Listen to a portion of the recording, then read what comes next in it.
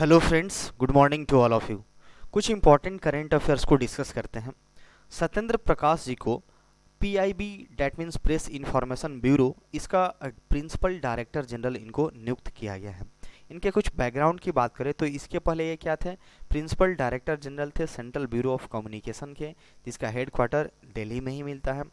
इनकी बात करें तो public communications, media management, administration and policy formations जैसे कामों में इनका बहुत बड़ा एक्सपीरियंस है, वाइड रेंज ऑफ एक्सपीरियंस है। और ये नेशनल लेवल और इंटरनेशनल लेवल के फोरम्स में इंडिया को रिप्रेजेंट कर चुके हैं। प्रेस इंफॉर्मेशन ब्यूरो का जो फाउंडेशन कब हुआ था, 1919 में, और इसका हेडक्वार्टर हमारा न्यू दिल्ली में मिलता है। तो इम्पोर्टेंट नेम सत्येंद्र प्रकाश जी को प्रेस इंफॉर्मेशन ब्यूरो का प्रिंसिपल डायरेक्टर जनरल बना दिया गया है। नेक्स्ट बात करते हैं कि एयर इंडिया से रिलेटेड न्यूज है। हालांकि एयर इंडिया को टाटा ग्रुप के द्वारा खरीद लिया गया था, पूरी तरह से ऑन्ड हो गया है वो। अब बात करें तो एक एयर इंडिया की पुरानी पॉलिसी थी जिसमें पायलट्स जो हैं उनकी जो रिटायरमेंट एज थी 58 ईयर्स हुआ करती थी। लेकिन अभी बात चल रही है कि इनके रिटायरमेंट एज को 58 से बढ़ा करके 65 ईयर्स तक करने की बात की जा रही है। बट इसमें कुछ क्राइटेरिया हैं, कुछ शर्तें हैं। जो पायलट्स 58 के एज पे रिटायर होंगे उनकी एक तरह से एग्जामिनेशंस होगा, एक एग्जामिन उनको करा जाए कि अभी उनकी मेंटल एबिलिटी, फिजिकल एबिलिटी सही है या नहीं। उसको ध्यान में रख करके फिर उनको 65 ईयर एज तक का उनको एक्सटेंशन प्रोवाइड किया जाएगा, और ये क्या होगा, कॉन्ट्रेक्चुअल बेसिस पे किया जाएगा। तो ये एक इंपॉर्टेंट न्यूज है। पुरानी पॉलिसी के अकॉर्डिंग 58 ईयर्स था रिटायरमेंट पायलट का एज, बट उसको कॉन्ट्रेक्चुअल बेसिस पे 65 ईयर्स तक करने का यहाँ पे बात की जा रही है। नेक्स्ट बात करें तो इंडिया और मालदीव के बीच में हम लोग कल ही पढ़े थे कि इंडिया और मालदीव के जो प्रेसिडेंट है हमारे इंडिया के 4 दिन के विजिट पे आए हुए हैं। तो यहाँ पे कुछ एग्रीमेंट्स, इंपॉर्टेंट एग्रीमेंट्स पे साइन हुआ है इंडिया और मालदीव के बीच में। 6 एग्रीमेंट टोटल साइन हुए हैं। इसमें से कुछ खास इंपॉर्टेंट एग्रीमेंट की बात करें तो साइबर सिक्योरिटी को लेकर के कुछ एमओयू साइन हुआ है, डिजास्टर मैनेजमेंट को लेकर के और इंफ्रास्ट्रक्चर से लेकर के, ये मुख्य 3 इसमें एग्रीमेंट हैं। बात करें तो इसमें जो भी प्रोजेक्ट्स वगैरह चल रहा है वहाँ पे मालदीव में, तो उसको और ज़्यादा टाइम से एक तरह से उसमें और ज़्यादा इम्प्रूवमेंट लाने के लिए, तेज़ी लाने के लिए हमारे प्राइम मिनिस्टर मोदी जी के द्वारा line of credit, that means एक तरह से लोन बोल सकते हैं, 100 मिलियन यूएस डॉलर का यहाँ पे लोन प्रोवाइड किया गया है मालदीव को। तो यही बात है, ये जो इन दोनों के बीच की जो कनेक्टिविटी है काफ़ी बेहतर हो सके, इस चीज़ को लेकर के यहाँ पे बातचीत करी गई है। तो टोटल कितने एग्रीमेंट साइन हुए हैं इंडिया और मालदीव के बीच में? 6 एग्रीमेंट हुए हैं, मुख्य तौर पे साइबर सिक्योरिटी, डिजास्टर मैनेजमेंट और इंफ्रास्ट्रक्चर को लेकर के यहाँ पे एमओयू साइन किया गया है। नेक्स्ट बात करें तो डायरेक्टर जनरल एसएसबी के, डैट मीन सशस्त्र सीमा बल जो होता है उसके डायरेक्टर जनरल हैं, इनका नाम क्या है, डॉक्टर सुजोयलाल थाउसेन। इनको एडिशनल चार्ज दिया गया है आईटीबीपी का। तो अभी हाल ही में हम लोग पढ़े थे संजय अरोरा, ये किसका जगह लेने जाएंगे, संजय अरोरा। संजय अरोरा को हाल ही में दिल्ली पुलिस का पुलिस कमिश्नर बना दिया गया है, इसलिए आईटीबीपी का एक तरह से जो मेन था पोस्ट वो वैकेंट था। तो अभी इनके जगह पे किसको बना दिया गया, डॉक्टर सुजोय लाल थॉसेन को बना दिया गया है। डैट मीन्स ये जो डॉक्टर सुजोय लाल थॉसेन किसका जगह लेंगे, किसको रिप्लेस करेंगे, संजय अरोरा जी को, क्योंकि इनको दिल्ली का पुलिस कमिश्नर बना दिया गया है। आईटीबीपी से रिलेटेड कुछ स्टैटिक फैक्ट्स की बात करें तो इसका फाउंडेशन हमको 1962 में होता है। हेडक्वार्टर आईटीबीपी का न्यू दिल्ली में होता है। ये इंडियन तिब्बतियन बॉर्डर पुलिस होता है, जो कि इंडिया और तिब्बत जो कंट्री है उसी के बॉर्डर पे इन लोगों को पोस्टिंग करी जाती हैं। तो इसका हेडक्वार्टर न्यू दिल्ली में आता है। इसका मोटो क्या है, शौर्य, दृढ़ता, कर्मनिष्ठा, इस आईटीबीपी का एक तरह से मोटो होता है।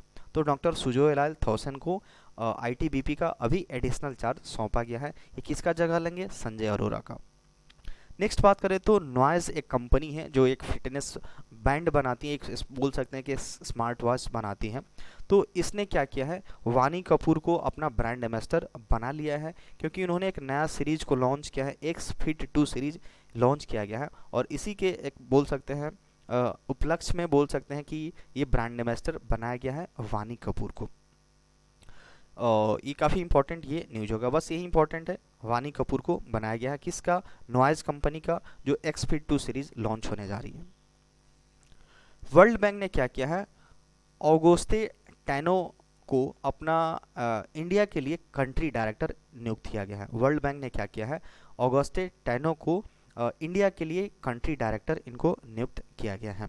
ये किसको सक्सीड करेंगे, किसका जगह लेने जा रहे हैं, जुनैद कमल अहमद का ये जगह लेने जा रहा है, जो कि ये बांग्लादेश के इकोनॉमिस्ट हुआ करते थे। इनका कार्यकाल अभी 5 साल तक पूरा हो गया है, तो अब ये एक तरह से बोल सकते हैं हट गए हैं और इनके जगह पे ऑगस्टे टैनो को अपॉइंट किया गया है। वर्ल्ड बैंक ने अपॉइंट किया है इंडिया के कंट्री डायरेक्टर के तौर पे। अभी बात करें तो वर्ल्ड बैंक के चीफ इकोनॉमिस्ट कौन है, इंदरमीत गिल अभी हैं वहाँ के वर्ल्ड बैंक के चीफ इकोनॉमिस्ट हैं।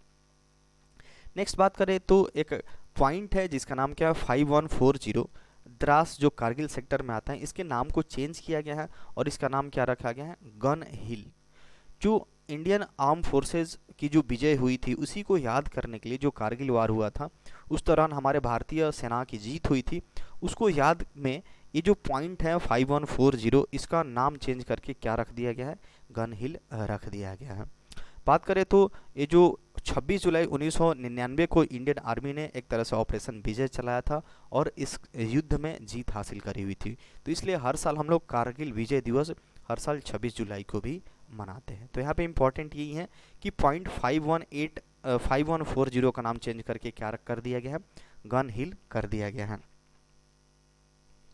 नेक्स्ट बात करें तो असम के जो सीएम हैं, असम के जो सीएम हेमंता बिस्वा शर्मा जी हैं, उन्होंने एक पोर्टल लॉन्च किया है बोल सकते हैं, जिसका नाम क्या है, मिशन भूमिपुत्र। मिशन भूमिपुत्र यहाँ पे लॉन्च किया गया है। इसमें क्या होगा, जो डिजिटल तरीके से जो स्टूडेंट है उनके कास्ट सर्टिफिकेट वगैरह बनाए जा सकेंगे। उनको फिजिकली वहाँ पे जो भी ब्लॉक्स या जो भी एक वहाँ पे जो सेंटर होता है वहाँ पे जाने की ज़रूरत नहीं होगी। तो यहाँ पे एक तरह से डिजिटली बनाया जाएगा। इस मिशन का क्या नाम रखा गया है, मिशन भूमिपुत्र, असम के सीएम के द्वारा लॉन्च किया गया है। ये जो इनिशिएटिव है किसके द्वारा इम्प्लीमेंट किया गया था, department of tribal affairs and social justice empowerment के द्वारा इसको प्लान किया गया है। ये जो सर्टिफिकेट इशू किया जा रहा है वो डिजी लॉकर पे भी उपलब्ध होगा। डिजी लॉकर काफ़ी बेहतरीन ऐप है, एक तरह से बोल सकते हैं कि गवर्नमेंट ऑफ इंडिया का सर्टिफाइड ऐप है। इस पे आप अपने जो भी सेकेंड यानी 10th 12th के भी आप सर्टिफिकेट यहाँ पे अवेलेबल हैं, आप यहाँ पे डाउनलोड कर सकते हैं। तो ये डिजी लॉकर पे भी ये अवेलेबल होगा। नेक्स्ट बात करें तो इंडियन एयरफोर्स है, ये क्या करेगा, जो भी अब इसके पास जो मिग 21 ग्रुप के जो भी एयरक्राफ्ट्स हैं, इसको बताया जा रहा है कि 2025 तक ये सारे के सारे को रिटायर कर देगा, यानी इसको यूज में अब नहीं लाया जाएगा। अभी हाल में बात करें तो अभी one of its 4 remaining squadron अभी इसमें एक को रिटायर कर दिया गया है और बाकी बताया जा रहा है बाकी जो रिमेनिंग्स है उसको 2025 तक इसको फेज आउट करने का प्लान किया जा रहा है। ये जो मिग 21 है इसके जगह पे नए काफ़ी मॉडर्न तरीके के फाइटर जेट्स लाए जाएंगे। और बताए कुछ रीज़न है, क्योंकि पिछले 20 महीनों की बात करें तो इसमें बहुत सारे एक्सीडेंट्स देखने को मिले हैं, क्रैशेस देखने को मिले हैं और 5 पायलट्स की जान भी चली गई हैं। तो इस रीजन की वजह से इसको रिप्लेस करने की बात की जा रही है, इसको रिटायर करने की बात करी जा रही है। बात किया जाए तो हमारे पास जो एयरफोर्स को पहली बार सिंगल इंजन ये जो मिग 21 कब प्राप्त हुआ था 1963 में, एक्चुअली रसिया के द्वारा दिया गया, रसिया के द्वारा ये बनाया गया था। तो मिग 21 1963 में ही भारत को मिल चुका था और ये बहुत सारे ऑपरेशंस में भी पार्टिसिपेट कर चुका है, जैसे सफ़ेद सागर जो कारगिल का जो युद्ध हुआ था 1999 में, और इसमें जीत भी हासिल हुई है हम लोग को। तो अभी बात करें तो हमारे पास इंडिया के पास कितना 70 मिग 21 एयरक्राफ्ट्स हैं और 50 मिग 29 एयरक्राफ्ट्स हैं। तो यही जो भी मिग 21 के एयरक्राफ्ट्स हैं उसको 2025 तक इसको क्या कर दिया जाए, डीकमीशन कर दिया जाएगा या फिर इसको रिटायर कर दिया जाएगा। नेक्स्ट बात करें तो सिडबी जो है इसने एसवीसी बैंक के साथ अपना एक तरह से समझौता ज्ञापन पर हस्ताक्षर किया है। किस चीज़ को लेकर के, एमएसएमई को एम्पावर करने के लिए, एमएसएमई को बढ़ावा देने के लिए, माइक्रो स्मॉल मीडियम इंटरप्राइजेस को बढ़ावा देने के लिए सिडबी ने एसवीसी बैंक के साथ इन्होंने टाई अप किया हुआ है। तो ये इंपॉर्टेंट बस यही नहीं है। ये जो एग्रीमेंट है किसके बीच साइन हुआ है, जो आशीष सिंघल जो कि एमडी हैं एसबीसी बैंक के, और संजीव गुप्ता जो जीएम है सिडबी के मुंबई में, इसकी एग्रीमेंट पे साइन करी गई है। तो बस ये इंपॉर्टेंट याद रखना है, सिडबी और एसबीसी बैंक ने एक तरह से मेमोरेंडम ऑफ अंडरस्टैंडिंग साइन किया हम, ताकि वो क्या कर सके, एमएसएमई को बढ़ावा दे सके, फिनेंशियली इनको सपोर्ट किया जा सके।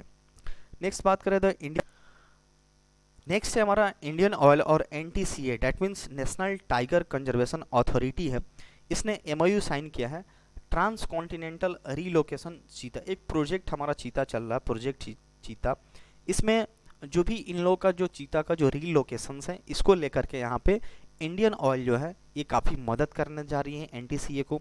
ये अपना कंट्रीब्यूट करेगी 50.22 करोड़।